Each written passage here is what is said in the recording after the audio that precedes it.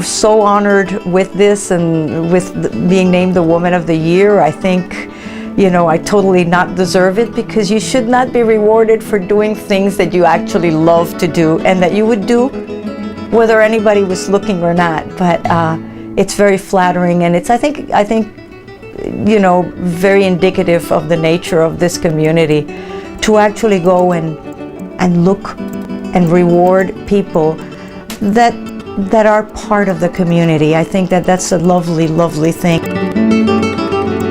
My first experience with housing was when at the age of 21, I moved to New York with 1 year of college and no qualifications whatsoever to do any kind of a job. And I ended up as a counselor in a program that was for court, for first offenders.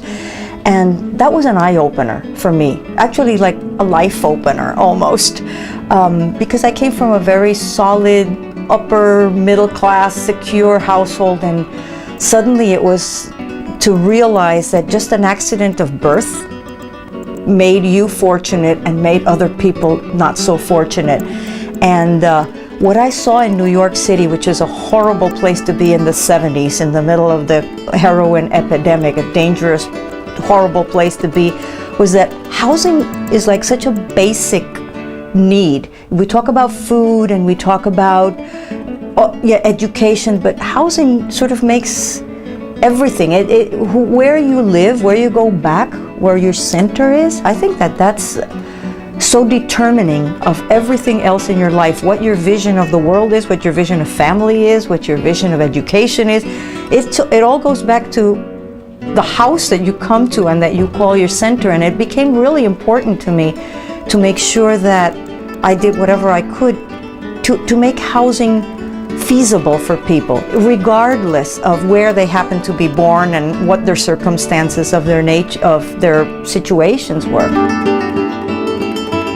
I grew up in Puerto Rico, and I like to think that my commitment to sort of issues of parity and social equality came from some kind of epiphany or knowledge that I acquired in life, but I think that's not what happened really. I think it came from your parents, from my parents.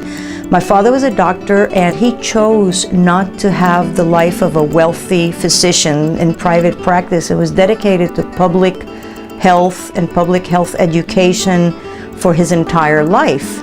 So, and so that was the value that we grew up with was, you're fortunate, you didn't do anything to deserve this fortune, and so now you got to give it back. You got to pay it forward, you got to pay it forward. It seems to me that I started being a houser when there were no housers.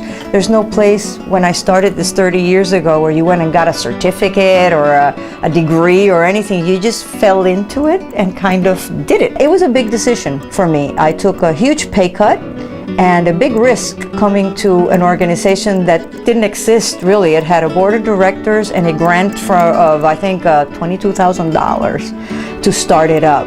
So I took the challenge on and I loved it, and I just, these last 15 years, just seeing that organization develop into what BHC is today has been so absolutely challenging and so absolutely rewarding personally to me.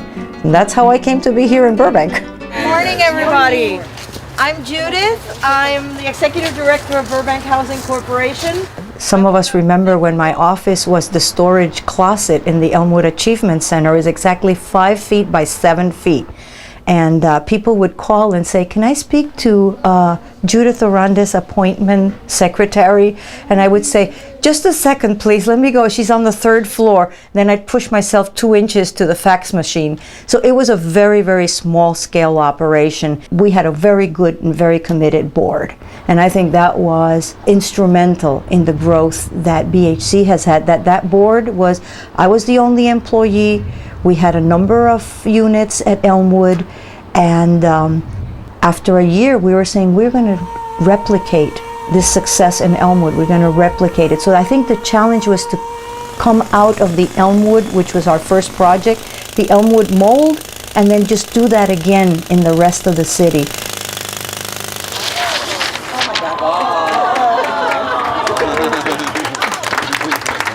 there's never a day that you don't feel the rewards of this. And I think this is what keeps us and my team and my staff rolling. And we're so mission driven. And you stay here. I mean, housing has the advantage that when you take a slum and you fix it and you make it nice, 15 years later you can still visit it and it still gives you a thrill to see how nice you made it. It doesn't disappear or go away. There's a very permanent, unreal asset.